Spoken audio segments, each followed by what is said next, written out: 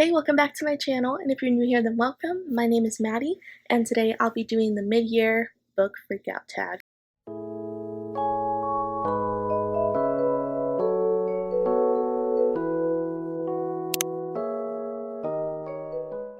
I do this tag every single year. I think I've done it every single year since the tag has been released or ongoing. It's a very popular tag, and I've been seeing everyone doing it, so I figured now is my time. I am ready to do this tag because it is now the middle of the year. So I'll be talking about books that I've read this year so far, books that I've read from January to April, because all the time after April I have not read anything. But even so, I still have quite a few books to mention because I read so many books at the beginning of the year, like 70 books. That's a lot. So I have a lot to choose from still, even though I feel like I haven't read a lot this year, but I have. So let's just get right into the question. Question number one is the best book you've read so far in 2019. Easy one for me, that is Maybe Someday by Colleen Hoover. I absolutely adore this book, and it for sure is still my favorite book of 2019. I read it in February or March, somewhere around there, and I just adored it so much. It's a beautiful new adult romance that I would highly recommend. I'm slowly making my way through all of Colleen Hoover's books because I love her books so much, and so far this is my favorite book that she's ever written, so I'm excited to read more from her, and I feel like this one is definitely worth a reread. I just absolutely adored it so much, and part of the reason why is because it has music themes in it, and I love reading about music so much, so that's probably why I liked it most of all. But along with that, the romance is also beautiful and so good. So a lot of great things I loved about this book. Question number two is the best sequel you've read so far this year. So I chose Opposition by Jennifer L. Armentrout. This is the last book in the Lux series, so this isn't, well, it's a sequel, but it's not the second book in a series, but I think it still counts. I thought this series left off on just the best note. The last book in the series was nonstop action, and there's so much going on that I was so intrigued by. I was very, very pleased with how it ended. It was wrapped up really nicely, and the climax of it was, I remember it being so nerve-wracking. I didn't know what was going to happen, so it kept me on the edge of my seat. So this is probably, honestly, the best finale book in a series I have ever read. It was so good. Question number three is new release that you haven't read yet but want to.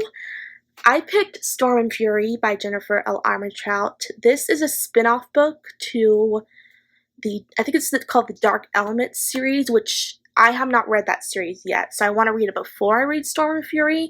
I need to get around to that sometime soon because I've been hearing such great things about Storm and Fury, and I have yet to read it. But I still really want to read it. I just need to read that trilogy first, since this is a spin-off from that trilogy. So I'm really excited to read both the Dark Elements trilogy as well as Storm and Fury eventually. Question number four, most anticipated release for the second half of the year. This is another Jennifer L. Armentrout book, and that is The Burning Shadow. This is the second book to the, the Origin series, I'm pretty sure, which is a spin-off series to the Lux series. I read the first book in the series, which is The Darkest Star, last year, and just adored it so much. Actually, I read it in January, not last year, so it feels like it's been a long time since I've read it. It was so good, so I'm greatly anticipating the next book in the series. This is probably my most anticipated book of the year. It doesn't come out till October, but I'll be waiting for it. We're really excited to read it and see what happens next in the series. Number five is biggest disappointment. For me, that would be Cracked Kingdom by Erin Watt, which is the last book in the Royal series. This is a series that I just loved. I read it so quickly because I was so into it. It was a series that I flew through because I just could not put it down. But when it came to the last book, I was kind of disappointed.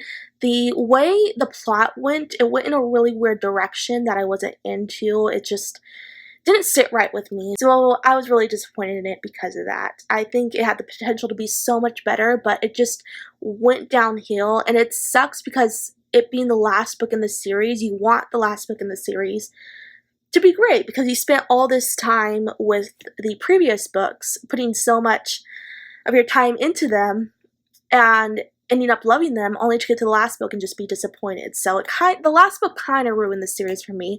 I still do love these books though.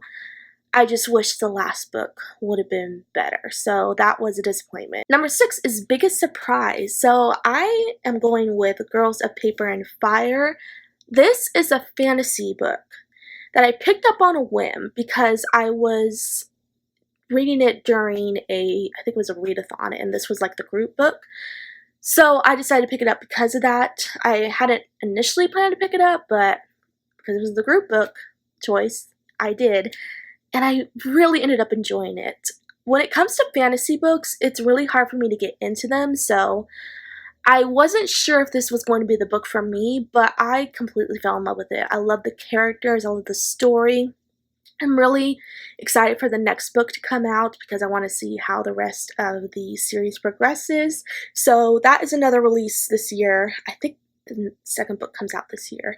I'm really anticipating that release too. Number 7 is Favorite New Author, and this can be a debut author or a new to you one. So I'm going with a new to me author that I read this year, and that is Helen Huang. She wrote The Kiss Quotient, and I love that book. I think it's my favorite adult romance book that I've read this year so far, and Helen Huang's writing in it was just stunning. I'm very much looking forward to reading more books by her. I have yet to pick up the next book in the series, which is The Bride Test, but I plan to do it really soon because I do want to read more from this author. This is the only book that I've read from her, but she has me sold. I really want to try out more books from her. Number 8 is a fun one, and that is Newest Fictional Crush. I actually had, I think, like 3 characters to choose from that I've been really crushing from recent books that I've read. But in the end, I chose Hajime Soma from Fruits Basket Another. I just recently picked up Fruits Basket Another, and me being such a huge fan of Fruits Basket, I don't know why it took me so long to pick up the spin-off series, but I finally did, and I just fell in love with Hajime so much. For one, the biggest reason for that is because he's the son of Kyo from the original Fruits Basket series, and Kyo is my #1 anime and manga boyfriend ever. So of course I'm gonna love his son. I just loved him to death. He is so sweet, but has this very, not arrogant, anger management issues sometimes, I guess you would say. So he has a balance of a sweet side and like a bad boy side, but I still love him so much. He is so adorable and so sweet, and he really is my newest fictional crush. I just adore him. So excited to read more about him in the last volume of the series, which another release this year that I'm looking forward to. So I actually do have quite a few book releases this year that I'm anticipating. And the 3rd volume to Fruits Basket Another is another one. Question number 9, newest favorite fictional character.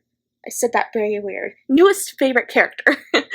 I chose Luck from The Darkest Star. This is another character that I was contemplating putting as my newest fictional crush, but I liked Hajime more, so I instead put Luck in the category of my newest favorite character. I love this character to death. He is my favorite character of this series. I love him even more than Damon from the Luck series.